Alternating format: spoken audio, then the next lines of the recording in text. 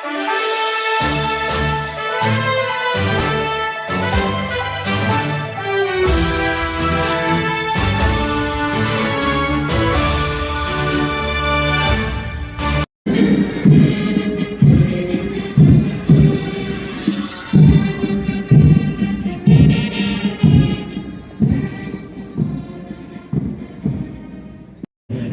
प्रसंगी येतात शहारंगी मनी फुलही उमलती नैनी अश्रूही ओघळती तरीही दिव्य यावाच लागतो मनोमनी कारण जावेच लागते एक उंबरठा गुंडोनी जावेच लागते एक उंबरठा गुंडोनी तेथुला दूर राहताना तेथुला दूर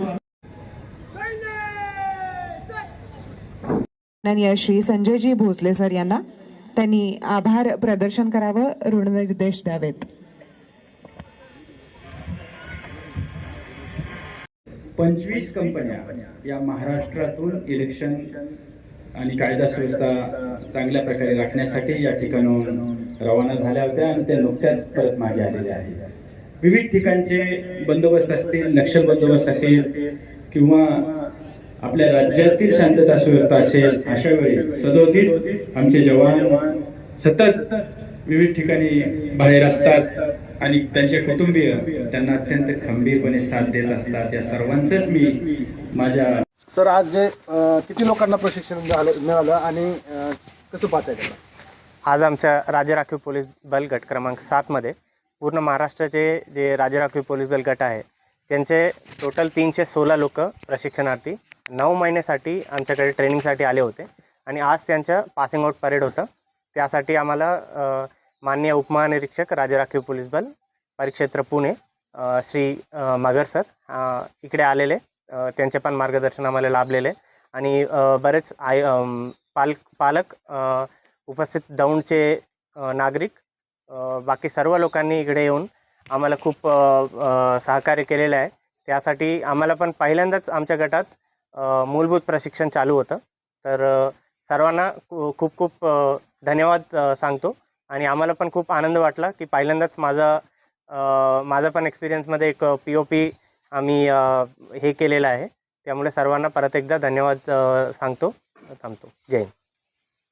सर सुरुवातीलाच प्रशिक्षण या गटामध्ये चालू झालं सर, तर काय अनेक अडचणी जाणवल्या का आपल्याला? आमच्या जनरली बाकी जे प्रोबेशनरी PSI असतील किंवा महाराष्ट्र सिक्युरिटी फोर्स हे येत होते, पण पहिल्यांदा आमच्या ट्रेनिंग झाल्यामुळे इकडे नानवीजमध्ये आमचं ट्रेनिंग सेंटर आहे, पण प्रॉब्लेम कसा असतो की तिकडे पण लोक जास्त झाल्यामुळे आम्ही 316 लोकांना आम्ही ट्रेनिंग दिले होते.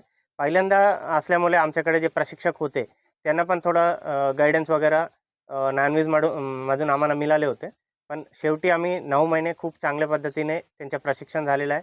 जे नवीन कायदे आहेत म्हणजे आंतरवर्ग बाह्यवर्ग सर्व बरोबर त्यांचं प्रशिक्षण झालं होतं आणि आज रोजी जे POP आम्ही परेड वगैरे पाहिले ते पाहून आम्हाला खरोखरच वाटतं की त्यांचं परफेक्ट ट्रेनिंग झालं होतं. आपण आता जे आपले सगळे पास आउट झालेले विद्यार्थी आहेत त्यांच्यासाठी काय असं संदेश द्याल चांगला?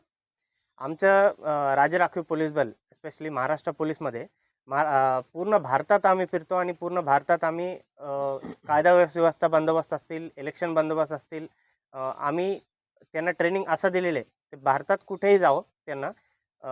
आंतरवर्गमध्ये आम्ही जे लॉ अँड ऑर्डरच्या लॉ क्राईमच्याबद्दल पण सांगतो. बाह्यवर्गाचं जे फिटनेस असतो किंवा त्यांच्या परेड वगैरे डिसिप्लिन वगैरे आम्ही शिकवतो. ते नक्कीच आम्हाला वाटतं की ते कुठेही जाऊन त्यांच्या जी जबाबदारी आहे ते पार पाडणार आहे. 100% ते आता सक्षम झालेलं आहे की कुठेही जाऊन ते त्यांच्या म्हणजे उत्साहाने जसं इकडे ट्रेनिंग केलेलं आहे तसंच कुठेही जाऊन जेव्हा कामाला राहतात उत्साहाने काम करायला पाहिजे आणि त्यांची जबाबदारी हे केलं पाहिजे. सर भरती होताना हेच विद्यार्थी प्रशिक्षणार्थी असतील किंवा नवीन कॅन्डिडेट असतील तर ते ग्रामीणला किंवा शहराला जास्त प्राधान्य देतात, तर आपल्याकडे यायला थोडंसं त्यांचं ही मनस्थिती नसते, तर त्याच्याबद्दल काय सांगाल? राज्य राखीव पोलीस बल एक असं बल असते, म्हणजे मी पण बाहेर जेव्हा लॉ अँड ऑर्डरमध्ये असतो आम्ही आणि इकडे पाहिलं आम्ही एक फरक आहे की यांच्या फॅमिलीमध्ये यांच्या वेलफेअर असेल आम्ही खूप जास्त जोर देतो इकडे. तर त्यामुळे मी सर्वांना विनंती करतो की ज्यांच्या ठीक आहे ज्यांच्या मानव इच्छाने त्यांना यावं लागते, त्यांना जर इंटरेस्ट आहे की कुठेही भारतात कुठेही महाराष्ट्रात ॲक्च्युअल सिच्युएशनमध्ये जे लॉ अँड ऑर्डर किंवा कठोर परिस्थिती असतात त्यामध्ये जर त्यांना काम करायचं असेल, द सेम टाईम त्यांना एक म्हणजे फोर्स म्हणून जेव्हा म्हणतो आपण, एक फॅमिलीसारखं असतो. म्हणजे जिल्हा पोलीस असेल, सिटीमधला पोलीस असेल, त्यांच्या जे कामाला ते खूप बिझी असतात. पण इकडे तुम्ही जर पाहिले, एक फॅमिलीसारखंच आम्ही सर्वांनी त्यांच्या फॅमिलीज पण सोबतच राहतात क्वार्टरमध्ये. तर 100% आपण सांगू शकतो की जिल्हा पोलीस किंवा सिटी पोलीसपेक्षा थोडं वेगळं आहे.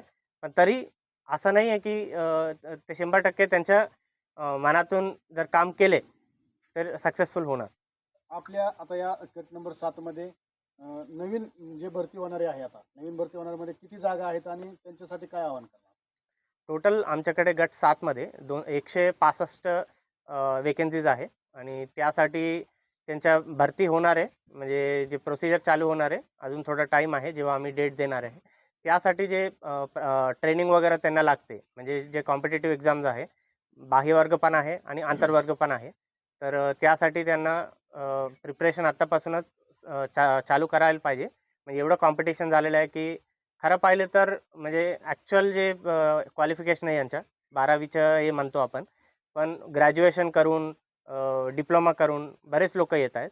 तर सर्वांना माझं तर एकच म्हणणं आहे की तुम्ही जेवढं पॉसिबल आहे तुमच्याकडून तसं ट्रेनिंग करायला पाहिजे तुम्ही एक्झामच्या आधीच. आणि इकडे आल्यानंतर तुम्ही तुमच्या जर इंटरेस्ट असेल, तुमचं मोटिवेशन असेल, तुमच्या तसंच तुमच्या कष्ट केले असतील, 100% तुम्ही सक्सेसफुल होणार. आणि सर्वांना ऑल द बेस्ट सांग. सर, एक प्रश्न होता. आपल्याकडे जे आता पासवर्ड झालेले जे काही प्रशिक्षक आहेत ते किती जिल्ह्यातून आले असं काही आहे का आपल्याकडे? सर्व आमचे जे गट असतात, टोटल सध्या 19 गट आहेत. सर्व गटाचे लोक जे रिक्रुटमेंट झाले होते त्यानंतर आम्ही पाडतो. म्हणजे जसं जसं 17 क्रमांक सांगतो आम्ही, 71 होता हे. तर 70 नॉनव्हेजला झालं होतं, 71 होतं. तर त्यामध्ये टोटल 316 लोक प्रत्येक गटातून आहेत. असं नाही की फक्त हे गटातून आलेले. म्हणून पूर्ण महाराष्ट्राचे जे गट आहे सर्वांनी इकडे आलेले.